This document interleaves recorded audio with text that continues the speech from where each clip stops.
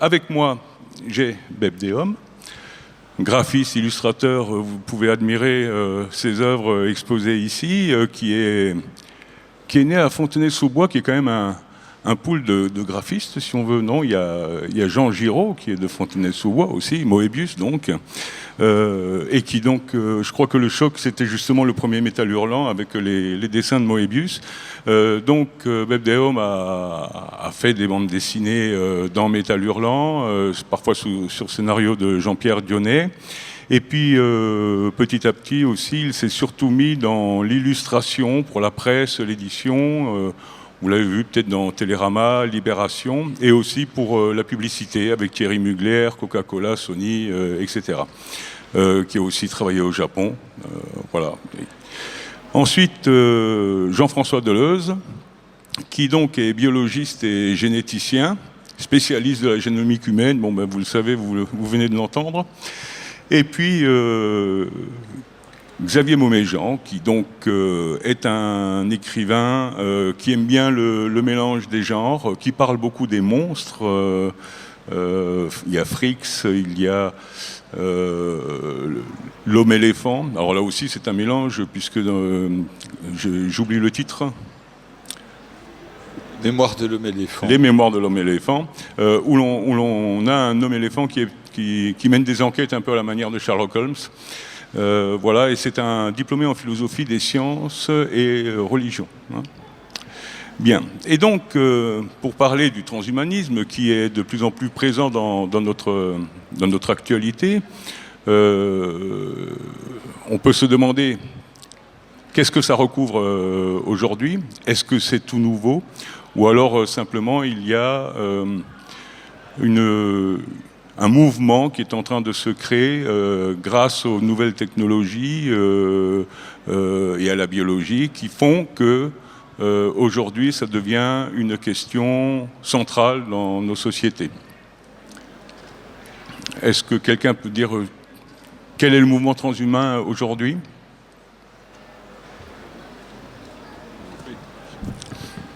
Je pense que plus qu'un historique du transhumain, il faudrait se demander déjà en quoi il y a une nouveauté dans le transhumain, dans le transhumanisme.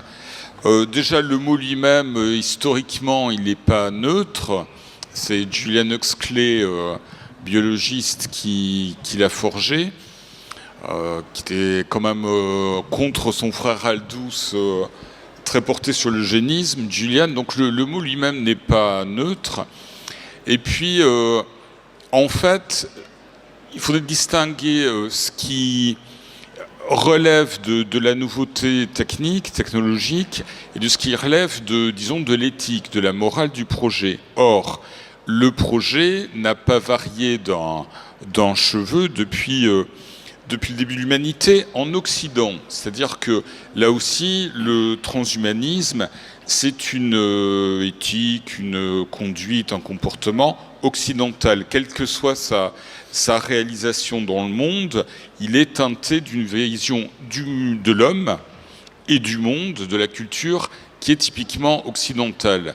Et cette idée, en gros, c'est qu'il est dans la nature de l'être humain de dépasser sa nature. C'est-à-dire que la nature de l'être humain serait d'être culturel, c'est-à-dire d'échapper à ce qui lui est immédiatement donné pour trouver, alors dans sa conscience, dans son âme, après dans son programme des définitions, ce qui serait son but. Un but qui ne lui serait pas imposé par la nature, mais un but qui se donne lui-même. Ça, on le trouve aussi bien chez Aristote, que dans la Bible, puisque le devenir de l'être humain, le devenir historique, c'est dans le travail, le dépassement. Il dépasse sa nature première, l'être humain, que dans des résumés du XXe siècle. Je pense par exemple à Sir Lewis Mumford, qui est un grand philosophe anglais de la technique, qui résumait le projet humain en 2 phrases. La première, c'est « l'être humain ne vit pas dans la nature, il y survit », ce qui donc ne pose pas la position de l'être humain comme d'autres vivants qui sont immédiatement adaptés au monde. Et l'autre phrase de Lewis Mumford, c'est ce n'est pas l'homme qui s'adapte au monde, c'est le monde qui s'adapte à l'homme. À partir de ces deux théories qui ne sont pas de même forme, qui sont des résumés de l'approche occidentale de l'homme dans son rapport au milieu, on a le transhumain dès le début. Alors, elle est contestable et j'espère qu'on aura l'occasion de la contester. Alors bon, l'homme est un individu technologique, peut-être dès le départ, à partir du moment où il s'empare d'un bâton ou d'une pierre, il se prolonge avec des outils. Est-ce qu'on peut dire à partir de là aussi que c'est une sorte de prolongation de l'évolution darwinienne ?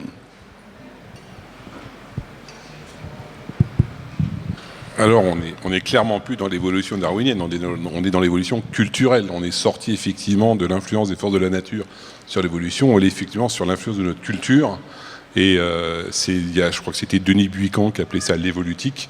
Donc on n'est plus dans l'évolution, on est justement dans le rapport nature versus nurture. Là, on est vraiment en train d'influencer notre propre évolution et donc de l'amener justement hors des forces de la nature. Alors moi, dans ce débat, je serais plutôt le technicien génétique pour les questions qui vont concerner ce qu'on peut augmenter en termes de génétique, ce qu'on peut faire pour faire quelqu'un qui va être entre guillemets plus efficace. Je ne sais pas si c'est bien de dire efficace. Je pense à un travail récent qu'on nous a sollicité pour travailler sur le dopage génétique, pour donner un exemple justement simple et vraiment très précis, hein, sans parler de l'homme de 1000 ans qui est déjà né aujourd'hui ou de la mort contre la mort. Oui, effectivement, il y a des perspectives technologiques aujourd'hui pour, encore une fois, modifier ce qui fait l'homme, hein, essentiellement son génome, pour effectivement potentiellement lui fournir, on peut imaginer des choses, hein, pour lui fournir des fonctions et le rendre plus compétitif. Je pense, et alors ça n'a pas été fait, mais enfin en tout cas c'est pas fait en France. Je pense que c'est peut-être faisable ailleurs. Je reprends l'exemple que je donnais d'ailleurs du CRISPR-Cas9. Hein. Si je suis capable d'aller modifier la synthèse d'érythropoïétine, donc de l'EPO, dans le foie de quelqu'un, je touche pas son sang, je touche pas sa ligne germinale. Hein. Je vais directement lui bidouiller pour qu'il fasse 10 fois plus d'EPO dans son foie qu'il faisait d'habitude. Je vais faire des Lance Armstrong par milliers. Donc je pourrais effectivement, avec de la génétique pas très compliquée, permettre à quelqu'un de synthétiser beaucoup plus d'EPO que ce qu'il ferait naturellement pour lui permettre de gravir des cols. Donc ça commence par des choses aussi bêtes que ça, entre guillemets, l'augmentation de la performance.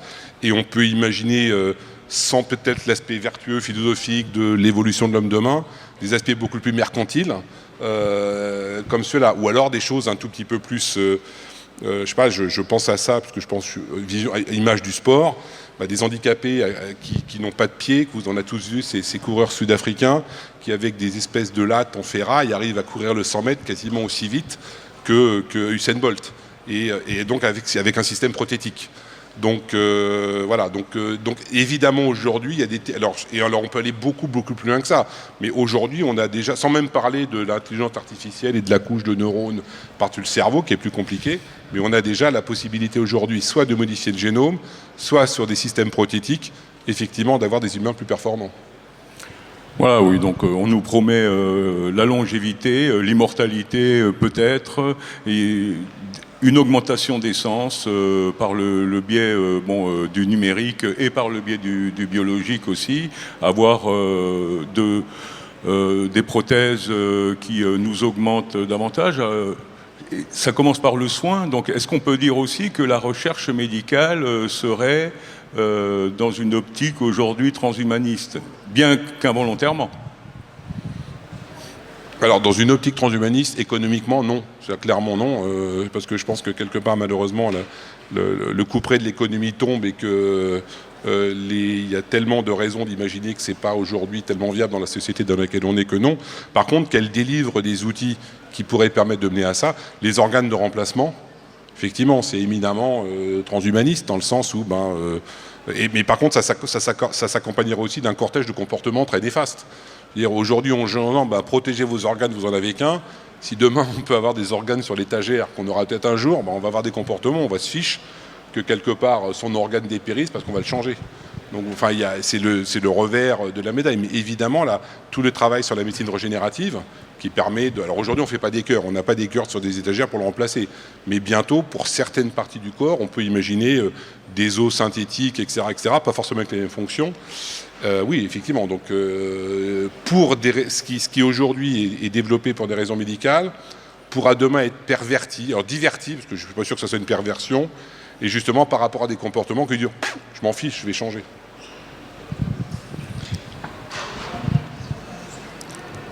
Quelle humanité ça nous dessine à partir de ce moment-là, lorsque l'humain se modifiera de toutes les manières possibles? En fait, ça tient aussi beaucoup, par exemple, au terme anglais « enhancement », qui peut se traduire par amélioration ou augmentation.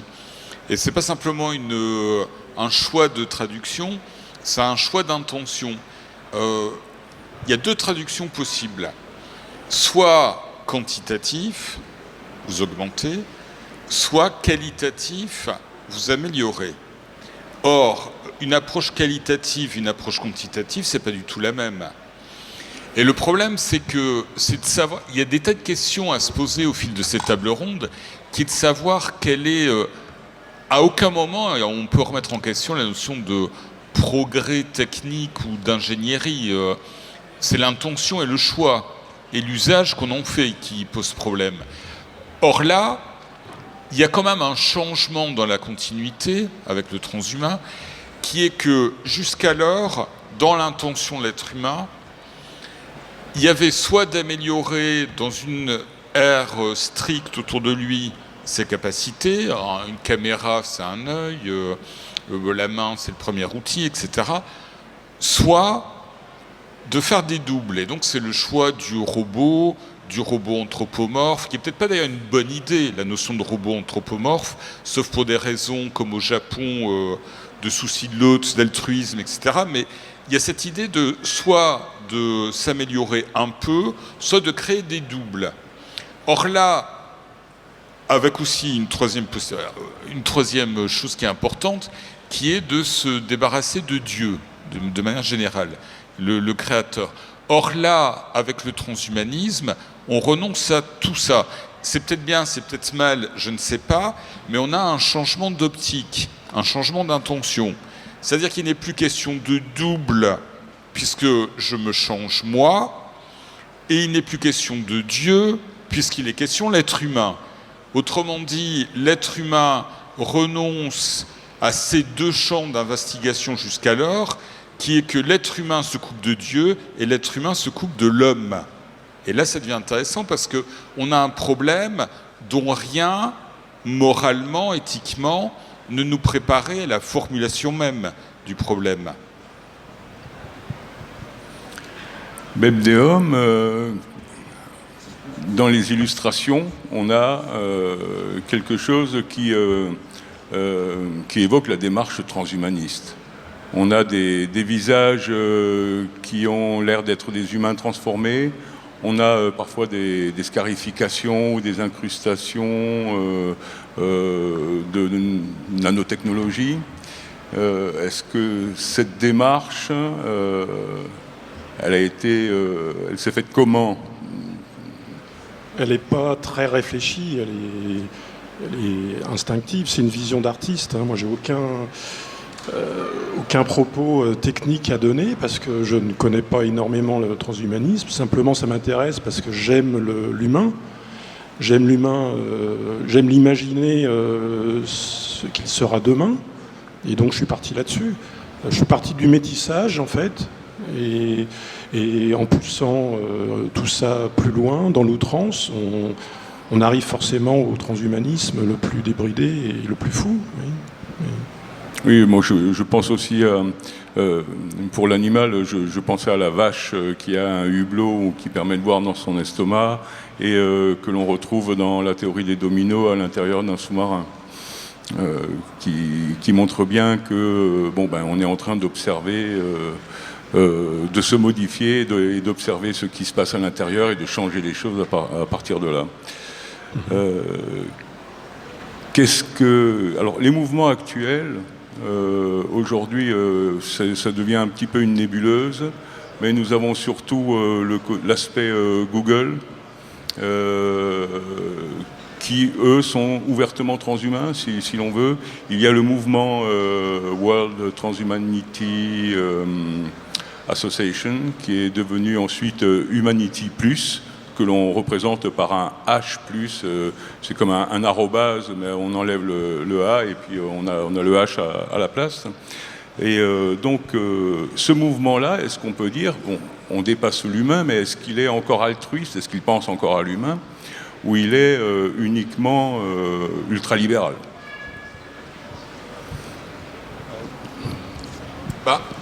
Pour parler d'un point de vue strictement technique sur les mots, il ne peut pas être altruiste, parce que altruiste, c'est ce qu'on nous vend. Ça suppose un autre. Non, ça suppose un autre. C'est la racine même du mot. Or, dès lors que l'être humain se réinvente et se transforme continuellement, il n'y a pas d'autre. Il y a la répétition d'un, tout le temps modifié. Donc, par définition, le transhumanisme, il élimine l'altruisme. Ce qui ne veut pas dire qu'il élimine des notions aussi relatives que la bonté, la générosité, j'en sais rien, mais il ne peut pas, techniquement, être altruiste. Il ne peut pas y en avoir un autre, puisqu'il est tout le temps son propre autre. Peut-être une petite parenthèse biologique, mais alors moi, encore une fois, je ne suis pas un expert et je ne suis pas forcément non plus un pro du transhumanisme. Je pense qu'il y a énormément de charlatanisme scientifique autour de tout ça. Donc il faut faire très très attention à ce qu'on lit. Bon, c'est un refus de la mort. La mort, c'est un programme biologique. On ne meurt pas par hasard, on ne meurt pas parce qu'on est vieux, on meurt parce qu'on n'est plus assez efficace, on meurt parce qu'on n'est plus capable d'être enfant, on meurt parce qu'on est programmé pour mourir et que c'est le darwinisme, c'est la biologie qui a fait ça, et pour qu'on laisse la place dans un monde où les ressources sont limitées, aux gens qui peuvent se reproduire, faire des mutations, faire évoluer l'espèce. Donc la mort, c'est un programme naturel, c'est très désagréable. Et moi, le premier, je trouve ça désagréable. Donc je le dis, voilà, de façon biologique et pas de façon avec plaisir. Mais donc on est programmé biologiquement pour mourir. Donc encore une fois, le transhumanisme, c'est le refus effectivement de la biologie pure. Mais d'un autre côté, que l'homme se dise, bah écoute, on va pas juste subir la biologie, on va la piloter. Pourquoi pas? C'est quelque chose qui peut se discuter. Mais on parlait dans le topo précédent de se dire, ouais, l'accès à tout le monde, etc. Le transhumanisme, c'est, tout le monde va vivre bien, contrôlé, donc on est déjà 8 milliards, on va être 20 milliards, donc bon, c'est évidemment pas possible. Il n'y a évidemment pas de ressources, ou alors on mange tous des cachets, ou alors on n'a plus d'estomac, donc en fait on n'est plus les mêmes, quoi. Donc c'est pas juste la vision de ce qu'on est aujourd'hui en disant on va vivre 4 fois plus, 5 fois plus, ou alors on va vivre 500 ans mais avec notre image de 30 ans, puis on va être tous... Ça c'est totalement ridicule, illusoire, et c'est même pas réaliste une seconde. Donc c'est vrai que soit on le transpose dans une société dans 1000 ans, qui a totalement changé par rapport à celle d'aujourd'hui, où on n'a pas les restrictions de territoire, d'alimentation, etc. Et dans ce cas-là, le débat est l'autre, mais l'accroissement de la population, où tout le monde va bien, et au final, d'abord tout le monde va bien, tout le monde n'ira pas bien, parce que ça sera forcément, si ça se passe, limité, d'ailleurs on voit où ça se passe, ça se passe effectivement que dans des pays très riches, pas de transhumanisme en Afrique, c'est la Californie où il y a tous les riches investisseurs des sociétés de biotech qui ont plus de milliards qui ne pourront jamais en dépenser, donc forcément eux ils voient la perspective de le dépenser plus longtemps. Mais c'est forcément ces gens-là, donc c'est encore une fois aujourd'hui, peut-être je me trompe un peu, mais c'est quand même pour protéger une élite, plus qu'une vision effectivement pour apporter le bien-être à la population qui aura une croissance, ou alors on contrôlera la naissance, ou alors on sera tous ici transhumains, mais on arrête de faire naître. On arrête, on se fait tous stériliser, parce que dans ce cas-là, il y a un problème.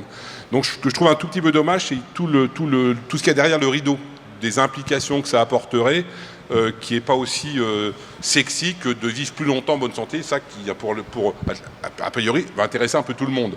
Peut-être pas l'éternité, mais vivre mieux, plus longtemps en bonne santé, c'est un souhait général. Mais je pense qu'il y a beaucoup d'enjeux qui ne sont pas présentés, et c'est dans tous ces textes, dans tout ce qu'on va lire de tous ces gens-là, et qui sont justement les vraies questions qui montrent qu'il y a énormément de charlatans et que ça n'a pas été vraiment très profondément analysé. Moi, je pense que le transhumanisme, c'est le fruit du capitalisme débridé que l'on vit aujourd'hui. C'est le résultat, et qui nous mène où dans le mur, en fait. Et je ne comprends même pas pourquoi on parle de ça, alors qu'on devrait s'occuper des vrais problèmes, qui sont comment on va se sortir dans la merde où on est aujourd'hui, et pas sauver les 1% qui nous gouvernent et qui nous mènent dans le gouffre, en fait. Voilà. Il semble que tout ça, c'est vrai. C'est-à-dire qu'il faut en revenir un petit peu à une certaine naïveté, qui est que le résultat de la transformation par l'être humain, on la connaît. Il suffit de regarder, le monde est transformé par l'être humain.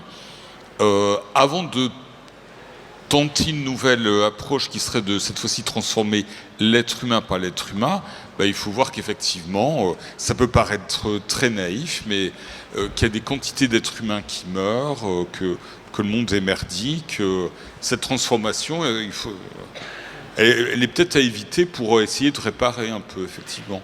Et tout à l'heure, on parlait de vos créations. Moi, je les connais depuis toujours, je les adore, mais moi, ce qui m'apparaît dans toutes ces magnifiques images, c'est l'amour de l'être humain. Justement, il y a toujours un être humain en dessous.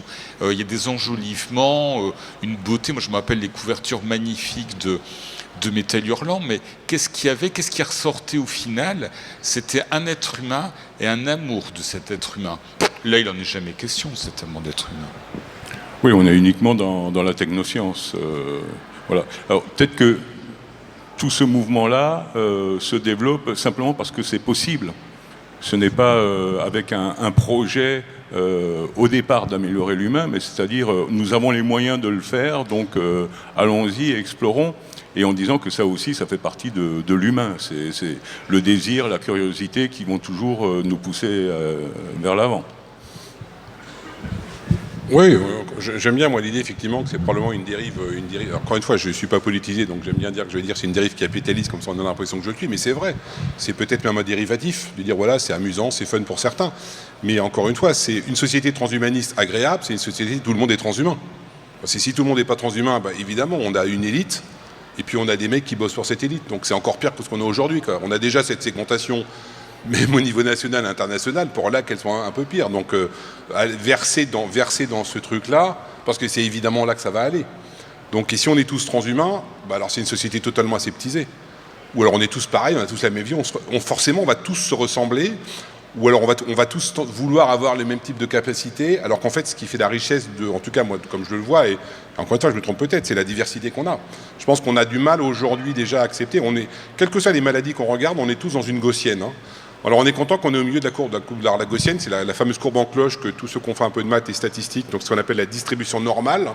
La plupart, effectivement, des facteurs biologiques, biochimiques que vous regardez, quand vous regardez, vous les mesurez dans la population, vous les rapportez sur une courbe, ça fait une cloche.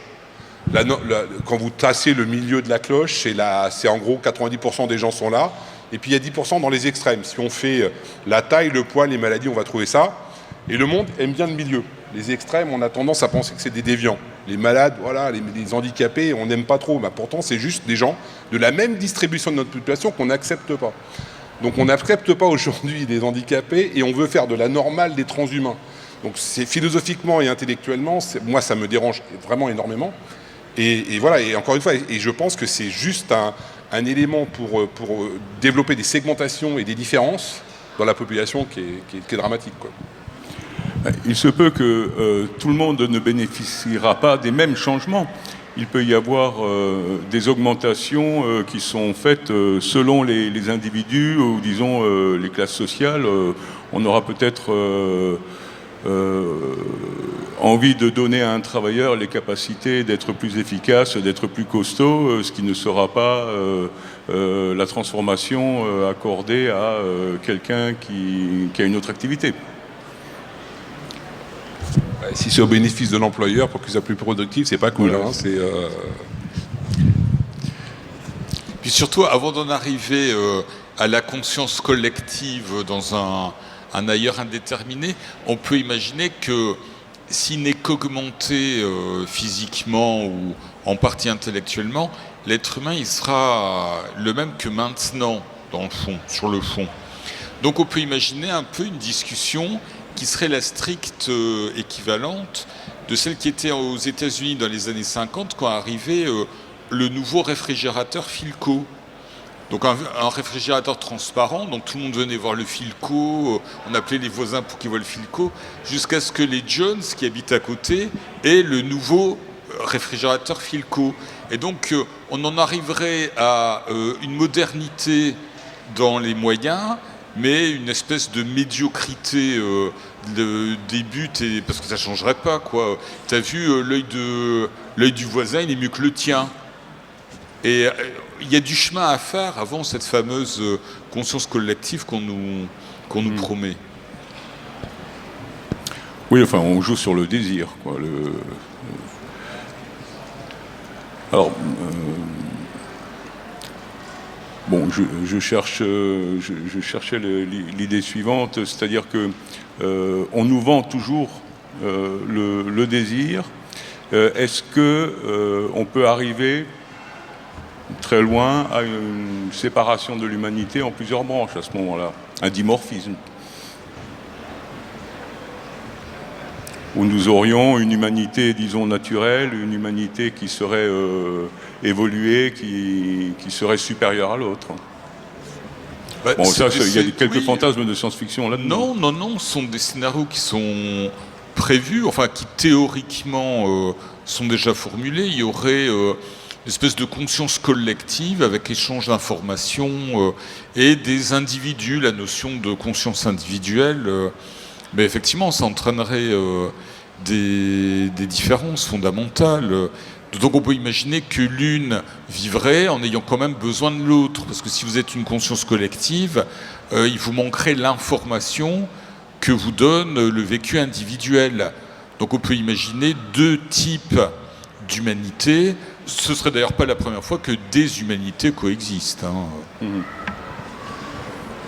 Et il y a déjà plusieurs types d'humanité, puisque, je veux dire, si on parle des pygmées, par exemple, ou des Indiens en Amazonie qui vivent en autarcie, à mon sens, ils ne se sont pas augmentés, on ne parle pas de transhumanisme chez eux, et en fait, les seuls qui vont se sauver de cette planète, ce sera eux, qui vivront en autosuffisance. Ils vivent déjà en autosuffisance, ils n'auront pas besoin de nous pour les sauver, nous on sera dans la panade. Donc il y a déjà des humanités différentes. Et nous, on est tous augmentés avec nos téléphones et compagnie. Et où est-ce qu'on va avec tout ça ? Où est-ce qu'on va ? Est-ce que ça donne une humanité beaucoup plus fragile ? Oui, là, c'est des concepts un peu philosophiques qui me dépassent. Oui, effectivement, je pense. Mais moi, je trouve quand même il y a un côté, je ne veux pas être totalement négatif, il y a un côté sympathique dans le transhumanisme, c'est ce côté justement que le darwinisme pur n'est pas une fatalité. Alors pour ceux qui ont lu un peu, si on veut être très très négatif et totalement anti-religieux, c'est la vision de Richard Dawkins, qui est un très très grand évolutionniste anglais. En gros, il dit que l'être humain, c'est un vecteur à transporter des gènes. Donc en fait, on est contaminé. Et on peut vraiment réfléchir, c'est vraiment loin d'être idiot. Hein. Il a écrit ça dans Le Gène égoïste.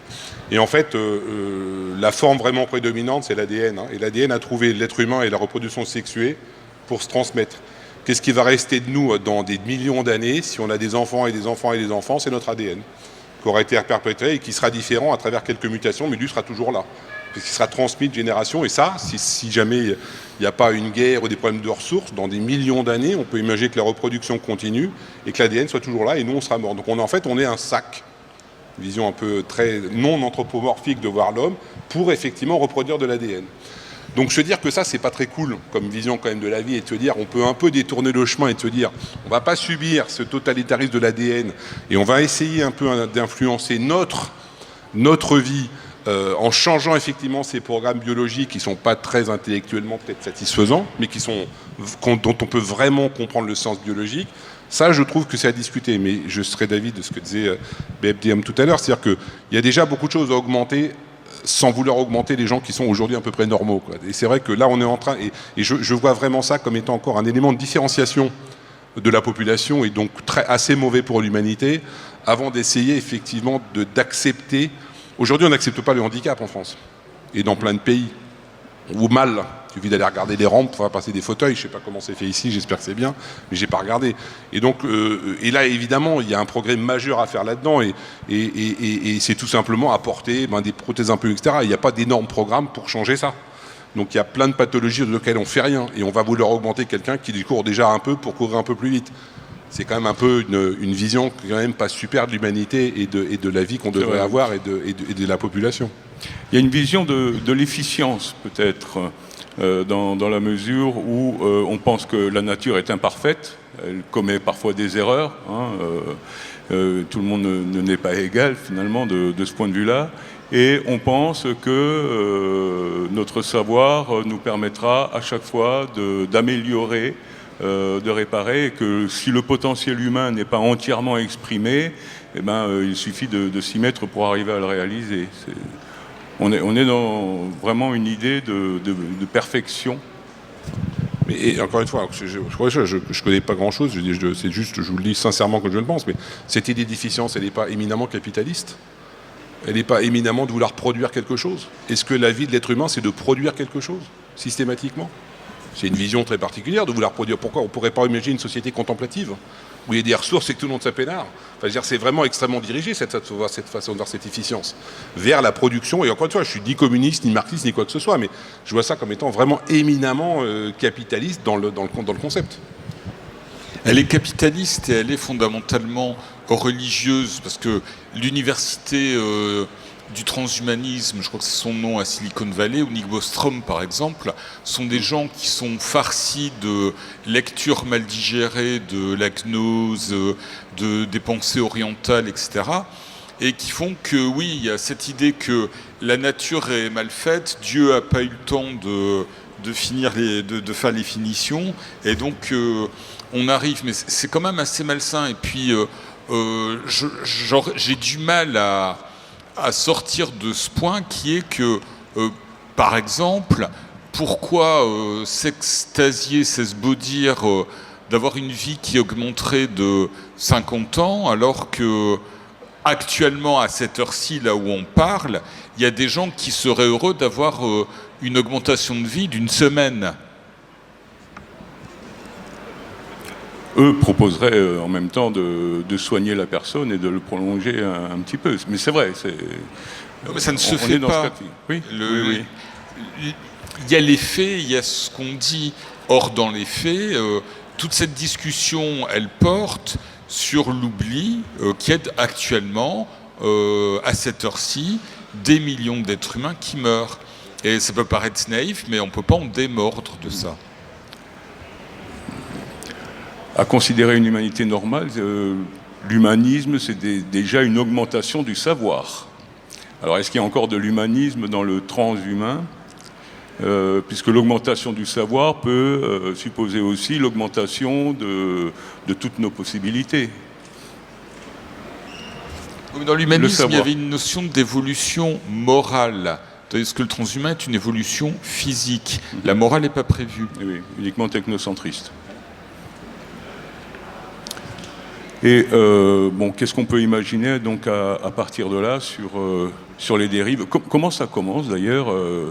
Je ne sais pas, on pourrait peut-être parler de tests génomiques ou de 23andMe qui permet déjà de... on offre aussi aux gens de connaître, disons, leur génome, et à ce moment-là, les gens sont intéressés de savoir qu'est-ce qu'ils ont comme ascendance, et ce sont des portes d'entrée, justement, après, pour quelques dérives transhumaines. Moi, je suis pas sûr que ça... Enfin, encore une fois, je suis pas sûr que ça soit une vision de société, le transhumanisme, c'est pour moi clairement une vision d'individus qui ont envie de vivre longtemps pour profiter de richesses, de quelque chose. Bon, sinon, franchement, et je suis... Encore une fois, j'ai du mal à imaginer, dans la société d'aujourd'hui, vouloir vivre très longtemps, si la société n'évolue pas. Je suis pas sûr que ça intéresse beaucoup de gens, donc il faut être capable aussi de conceptualiser dans une société qui serait effectivement avec des ressources très très différentes de ce qu'elle est aujourd'hui. Mais le transhumanisme, ça commence par le tri d'embryon. On est là, et là ça touche le zénith, mais là ça serait une vision de société. On veut que des enfants très intelligents, mais est-ce qu'on a besoin d'avoir que des enfants très intelligents pour faire une société humaniste? Ben non, évidemment non. Il n'y a aucun rapport entre le fait que tout le monde soit intelligent et qu'une société puisse être équilibrée. Donc en fait, c'est une vision... le transhumanisme, c'est éminemment une vision élitiste quand même. Encore une fois, on revient sur la notion de productivité, que ce soit un super sportif, un mec qui va faire des sudoku en 2 secondes. C'est vraiment ça, c'est la productivité intellectuelle, physique, matérielle, comme vous parliez tout à l'heure de l'ouvrier qui va visser des boulons 10 fois plus que l'autre, là c'est comme Charlot là. Et c'est pas un projet de société, c'est un projet individuel dans le cadre de ce que vous avez discuté. C'est la société Calico, qui est une fusion, je crois, de Google et de je sais pas quoi, c'est tuer la mort. Et c'est marrant, allez voir le site, Calico, CALICO. D'ailleurs, il y a très très peu de publicité. Alors ils ont mis tous des scientifiques de top niveau. Donc c'est Arthur Levinson qui doit être le chef scientific officer, qui doit être un Nobel, etc. Donc c'est un Californien. Ils ont dû lui filer des millions de dollars par mois pour qu'il fasse ça. Il y a très peu d'informations et il travaille sur un rat qui est assez marrant. C'est un rat très très moche avec 2 dents, qui s'appelle le rat taupe nu, en 3 mots, un rat R-A-T, taupe, T-A-U-P-E, nu et nu, qui est un rat qui vit très longtemps. Et donc il le séquence massivement pour essayer de trouver déjà la longévité. C'est-à-dire que bon, on n'est pas obligé de... On pourrait déjà... Il y a des espèces qui vivent plus longtemps que les autres. On ne sait pas pourquoi, ou on pourrait prendre des gens qui sont 110naires ou 120naires, et il y a probablement des raisons génétiques qui font ça. Et donc ils séquencent du rat taupe nu en quantité pour essayer de trouver des gènes de longévité. Donc entre les tris génétiques qu'on peut faire des embryons et ces trucs-là, on pourrait déjà aller vers une société effectivement, qui déjà limite la diversité de certains traits génétiques, parce qu'on a trié les embryons en amont, et par exemple en favorisant, et ça on suffit de retourner à la race aryenne, pour s'imaginer qu'on pourrait sélectionner les yeux bleus, la taille, c'est pas très compliqué de sélectionner la taille et les yeux bleus. Les éleveurs ont fait ça sans avoir besoin de génétique, uniquement en regardant des vaches, la hauteur au garrot, la taille des fesses, et une fois qu'ils ont compris comment ça marchait, sans faire de génétique, ils avaient des vaches qui donnaient du lait avec des grosses fesses, et comme ça. Donc ça, c'est de la sélection domestique, on est capable de le faire. Donc ça commence par ça déjà, donc sans même penser, donc on peut faire beaucoup de mal sans même se faire des choses prothétiques très complexes.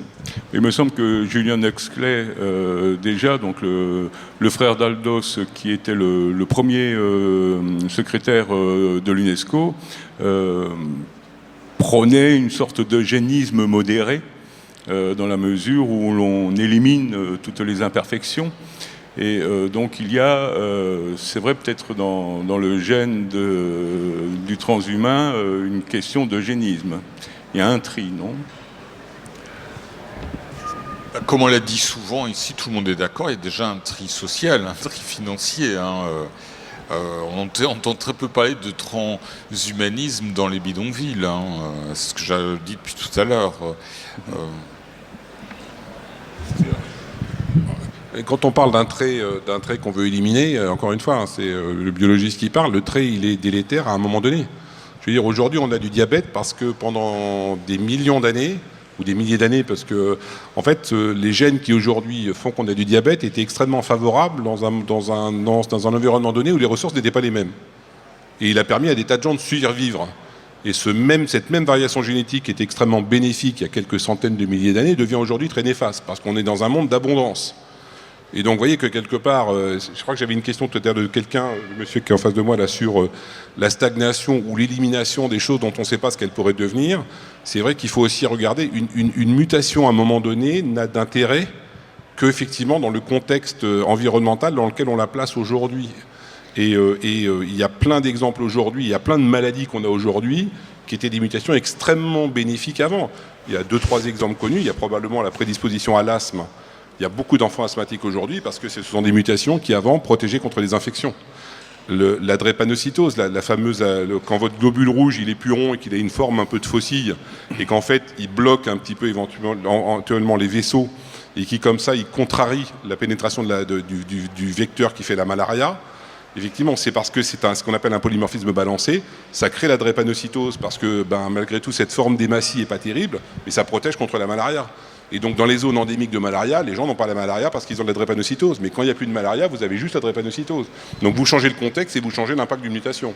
Donc c'est pour ça qu'on parlait d'éradiquer qui quelque chose semble à un moment donné délétère, dans un autre contexte peut être favorable. Donc c'est vrai qu'effectivement si on fait ce filtre-là, de dire c'est délétère aujourd'hui et qu'on l'élimine, on peut très bien se retrouver demain dans un contexte environnemental totalement différent où ça aurait pu être bénéfique et ça aurait pu être en fait un moyen d'évolution de l'homme.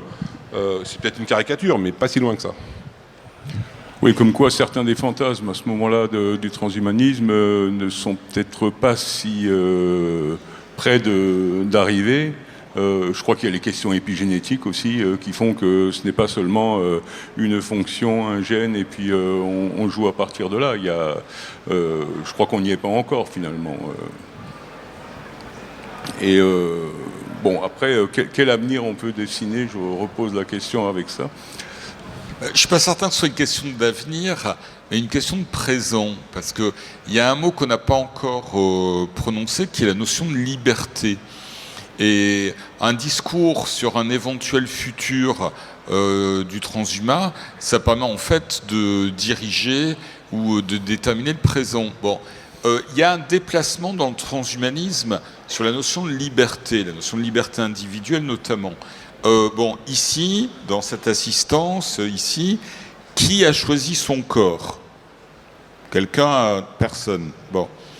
Donc vous êtes né beau, nous sommes nés moches, nous sommes nés en bonne santé, nous sommes nés malades. Il y a des gens qui sont nés moches, malades, ceux-là n'ont pas de bol.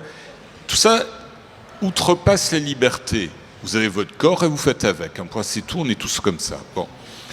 Là, le transhumanisme dit ce qui relève de l'absence de liberté, c'est-à-dire le proprement naturel et la naissance, on s'en occupe, on va choisir pour vous, mais finalement vous serez mieux. Tandis que les véritables libertés individuelles, celles de 2018, qui consistent par exemple, si vous voulez, à fumer 4 paquets de clopes par jour et à vous bourrer whisky, et ça vous regarde, celles-ci sont remises en question. Et moi, je vois un gros problème, en fait, non pas dans un avenir indéterminé sur la notion de liberté, mais sur une redéfinition de la liberté aujourd'hui, qui est que, laisse tomber, tu ne peux pas savoir, toi, quel est ton bien, tu as droit à la liberté, mais je vais m'en occuper parce que tu n'es pas assez apte à savoir de quoi tu es libre et qu'est-ce qui est bien pour toi. Et en fait, c'est une redéfinition de la liberté présente que nous impose le transhumanisme à venir. Le transhumanisme dit qu'il a la liberté de se transformer du moment qu'il peut le faire, sans vraiment non plus l'imposer à l'autre individu. Mais il ne le dit jamais en écrasant sa cigarette dans un... Ça, c'est... On peut parler tout ce qu'on veut. C'est vrai qu'il y a déjà un choix éthique, voire même un choix moral, de ce que doit être l'humanité. Et c'est très con, mais le transhumanisme, je suis prêt à parier n'importe quoi, qu'il élimine les clopes, l'alcool, une certaine forme de sexualité, etc. C'est-à-dire que ce n'est pas non plus la liberté de toute l'humanité, mais une certaine lecture de la liberté. Oui, moi je pense que ceux qui prônent ce transhumanisme débridé et jusqu'au boutiste ne vivent pas le réel en fait. Ils sont pas ici et maintenant, ils sont dans l'ailleurs et dans le demain. Et en fait, je crois que c'est Damasio qui dit qu'ils n'habitent pas leur corps. Et c'est ce qui nous emmène aussi, encore une fois, dans le mur, en fait. C'est de ne pas vivre le réel, de penser que demain, ça sera mieux, demain, de remettre, ou de penser que le virtuel va nous sauver, que le transhumanisme va nous sauver. Et enfin, voilà, moi c'est... Encore une fois, moi j'ai pas tenu, mais je pense que c'est fondamentalement un projet de quelques personnes qui sont probablement de brillants intellectuels, qui ont la conviction qu'ils sont tellement brillants que s'ils meurent, c'est une perte pour le monde. Ils sont probablement aussi argentés, et que s'ils pouvaient vivre quelques centaines d'années en plus, ils pourraient vraiment apporter des choses à la société, et après ils peuvent faire rêver le monde en disant qu'on va tous être augmentés, etc. Mais ça c'est vraiment, mais c'est extrêmement illusoire, et il y a tellement de repères. On a parlé des ressources, des territoires, du climat, etc. pour montrer que, mais c'est que tout le monde que tout le monde dépasse 100 ans avec des enfants, sans contrôle des naissances. Je suis absolument d'accord, sans contrôle total du comportement. Parce qu'effectivement, c'est vraiment une société donc normalisée, aseptisée. Et aujourd'hui, effectivement, c'est le rêve de certains qui n'habitent pas franchement leur corps, justement, qui n'aimeraient pas l'habiter parce qu'ils aimeraient le dépasser, parce qu'ils ont l'absolue croyance qu'ils ont des moyens, voilà, et ils pourraient faire des tas de choses, ce qui est peut-être vrai. Mais ce sont des projets personnels, et après... oui, qu'on n'impose pas aux autres. Alors, tout n'est pas mauvais dedans, c'est vrai, mais donc peut-être faut-il imposer un cadre éthique. Est-ce que ça se met en place ? Alors il existe déjà pas mal de lois sur la bioéthique, par exemple, mais elles sont souvent combattues par les avancées. On est en train de les redéfinir. On ne va pas étudier telle chose, puis finalement si, on va s'y mettre quand même. Il manque un cadre éthique peut-être un peu fort, non ? Le problème, c'est que le cadre éthique tel qu'on le connaît, c'est un cadre éthique binaire, bien mal. Or, le transhumanisme, il se situe justement par-delà, pour reprendre la fameuse le bien et le mal, et dès lors que dans les futurs les plus éloignés, mais voulus, on dépasse les notions de conscience individuelle, le bien et le mal tel qu'on le connaît n'existeront plus. Donc, quel cadre éthique ?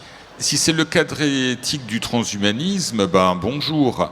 Si c'est le cadre éthique hors transhumanisme, ça ne marche pas, puisque le transhumanisme reconnaît qu'il veut y échapper. Ça ne marche pas. Effectivement. Est-ce qu'il y a des questions dans le public ? Je vois que l'heure avance. Oui.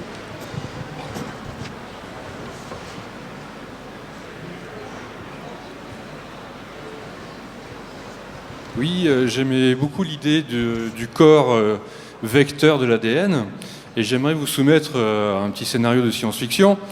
Voilà, nous sommes des ADN améliorés et on veut coloniser l'espace. Est-ce qu'on n'est pas obligé de passer par le transhumanisme ?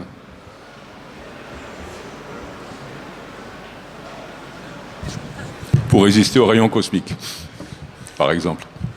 Ouais, on vient de l'espace, donc on est des poussières d'étoiles, donc en fait on pourrait juste y retourner. Donc je sais pas quoi répondre à cette question, mais il y a probablement il y a des traces de vie, en tout cas il y a probablement des traces de vie sur certaines planètes, et probablement si ce sont des choses extrêmement primaires, d'origine bactérienne ou ce genre de truc-là. Donc encore une fois, ça serait un retour. C'est parce que c'est l'espace, si c'est une autre planète que la Terre, si l'espace c'est autre chose que ce qu'on a là, c'est probable qu'on ait des choses qui ressemblent. Après, on vous entend pas, je suis désolé.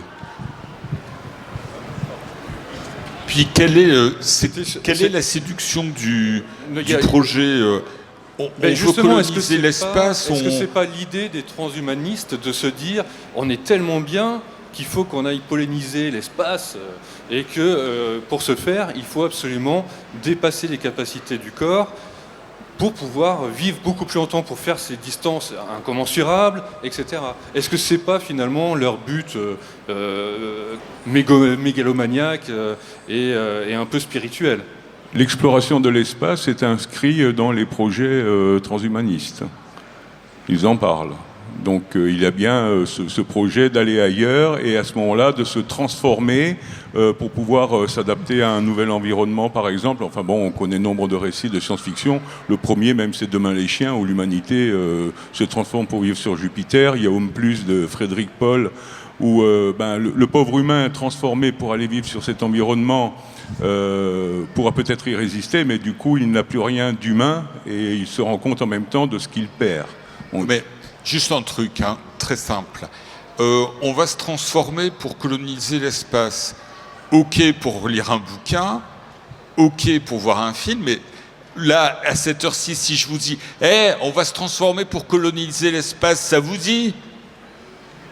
Est-ce que ça parle à quelqu'un ? Est-ce que ça intéresse quelqu'un ? On dirait des cow-boys et des Indiens dans un jardin à 16h. Après goûter, on va être les Indiens. Enfin, Oui. Bonjour. Vous avez beaucoup parlé de cette idée d'inflation de puissance de l'humanisme, du transhumanisme, et semblait penser globalement que on ne peut pas questionner moralement ou de manière, d'un point de vue de société, ce transhumanisme. Et pourtant, il y a des pratiques comme la chirurgie esthétique en Corée, la scarification qui est inscrite sur le fascicule, ou même le tatouage, ou même la transidentité comme exemple très parlant aujourd'hui. Donc ce genre de pratiques qui ont une sorte de recherche d'unité dans un groupe social, ou même une unité avec soi-même, puisque une personne qui naît homme et qui se sent femme n'est pas vraiment complètement humain avant. Est-ce que ce genre de pratiques, qui ne sont pas dans cette optique d'optimisation, rentrent dans votre conception du transhumanisme, puisque vous n'en avez pas beaucoup parlé? Avec les scarifications et tout ça.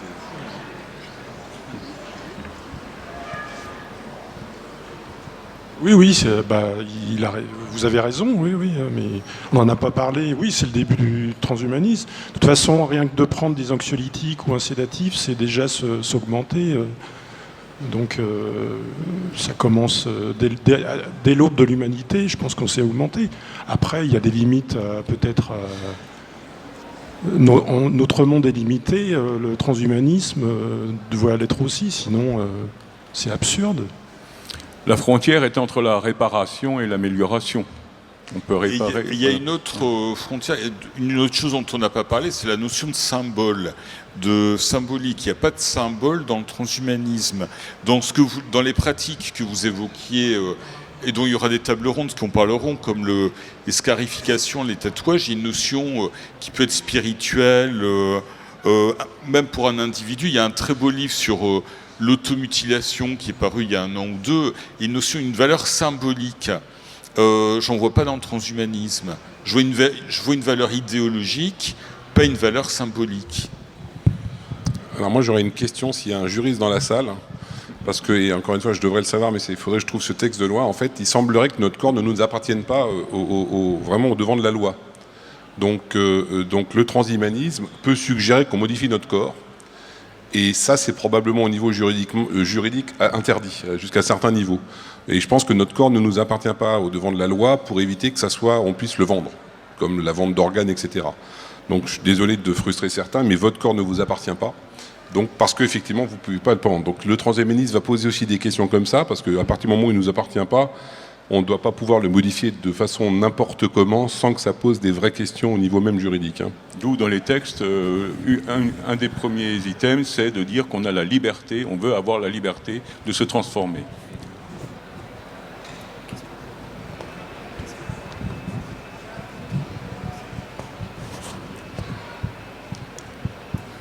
Bonjour.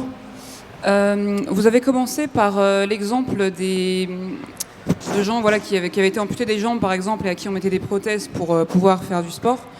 Et ça, je pense que c'est plutôt vu comme un aspect positif du transhumanisme d'abord. Mais par rapport à ce que vous disiez sur l'acceptation du handicap, est-ce que le problème, c'est justement qu'en fait, on chercherait à rendre les gens handicapés, en fait, entre guillemets, à les rendre à la norme des gens en bonne santé. Donc est-ce que le problème c'est ça, c'est qu'on veuille mettre tout le monde à cette norme de la bonne santé? Est-ce que l'inverse, ce serait pas justement d'adapter la société à toutes ces tous les handicaps et toutes les modifications? Je pense que je suis d'accord avec ce que vous dites, mais pour moi c'est pas du tout le transhumanisme. Mais vous avez raison. Je pense que l'idée c'est pas du tout de faire que les handicapés deviennent entre guillemets normaux. Je sais pas ce que ça veut dire normalité. Encore une fois, penser que c'est une distribution et c'est ce qu'on appelle une distribution normale. Tout le monde dans la distribution est normal. Ils sont juste à des endroits différents de la distribution.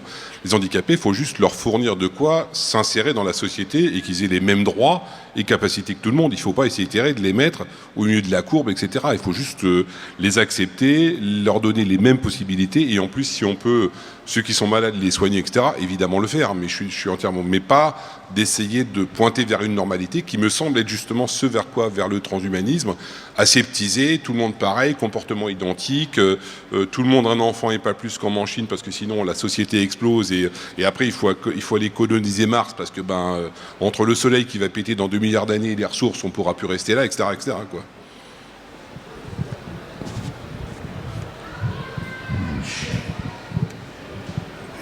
Je pense qu'effectivement le transhumanisme, les Inuits sont arrivés dans le pôle Nord et ont évolué pour pouvoir vivre dans cet environnement.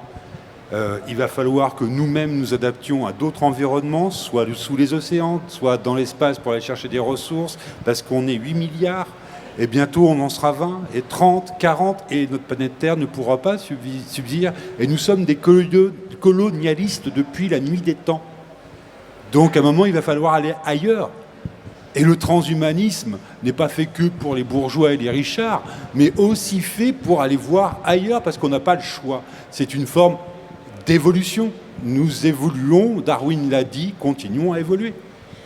Sauf qu'il maintenant, peut-être qu'il faut aller un peu plus vite, parce qu'on n'a pas 50, 10, 15, 20 000 ans pour évoluer dans la direction qui va bien. La planète Terre n'attendra pas. Je suis pas sûr qu'on ait besoin du transhumanisme et d'augmenter l'homme pour lui permettre de vivre sur d'autres planètes. On peut faire des biotopes sur d'autres planètes et que l'homme d'aujourd'hui vive sur une autre planète et on organise la planète pour. Je pense qu'il y a plein de scénarios qu'on n'a pas tous identifiés, mais le problème que vous posez est un vrai problème. Encore une fois, l'ADN est intelligent, mais il s'est développé dans l'environnement dans lequel il est.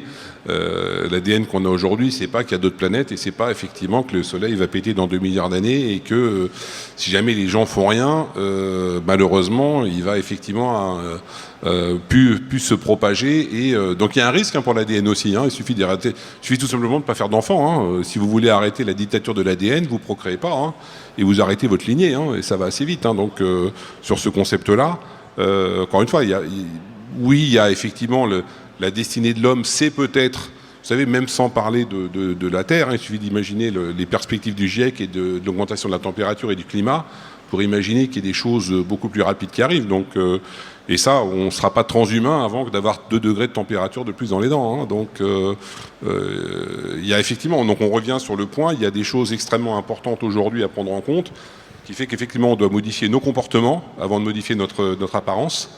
Et que modifier nos comportements par rapport, et encore une fois, je ne veux pas faire du prosélytisme, nos déchets, nos effets de serre, etc. C'est bien d'être transhumain, mais si c'est pour péter la planète, et c'est comme ce que je disais tout à l'heure sur le remplacement d'organes, si on finit par avoir un comportement en disant c'est pas grave, on est transhumain, on est plus fort que tout le monde, et on fait de planète en planète en planète, ok, c'est pas non plus quelque chose qui est jouable longtemps. On peut aussi jouer sur les comportements plutôt que les modifications. Oui, pardon. Tout à l'heure, vous faisiez allusion au handicap. Et donc, que le transhumanisme permettrait pour des personnes justement ayant un handicap de compenser et de aller à peu près sur une norme, se rapprocher de, je dis bien entre guillemets, la norme. Mais est-ce que le fait de devenir transhumaniste ne renforce pas encore plus cette différence? Je ne sais pas si j'arrive à me faire comprendre. C'est-à-dire que de passer du handicap, essayer d'être entre guillemets normal, mais en accédant au transhumanisme, finalement, il y a toujours cette notion de décalage. Il y aura, c'est ce qu'on discute tout à l'heure, enfin je sais pas si je comprends, mais effectivement, c'est tout à l'heure... Claude nous parlait de 2 humanités. On aura les humains normaux biologiques et les humains normaux augmentés. Donc oui, il y aura des différences parce qu'on verra bien que lui il a une prothèse et qui court et l'autre alors il court avec ses 2 pieds. Mais oui, il y aura toujours une différence, ça c'est clair. Mais je suis pas sûr d'avoir forcément compris votre question. Mais en tout cas, oui, la différence elle se fera. On aura les mêmes performances effectivement, mais pas pour les mêmes raisons. Mais voilà. Bon, je crois qu'on a déjà bien entamé le débat, mais on est obligé de s'arrêter aussi. Et de laisser la place au suivant, ce sera Estelle Blanquet avec Marc-André Sellos, l'homme qui parle aux microbes. Vous pouvez aussi compléter le débat en allant voir Anatomie 2 à la salle d'une, où le désir de guérir un frère malade amène à se poser justement ce type de questions morales.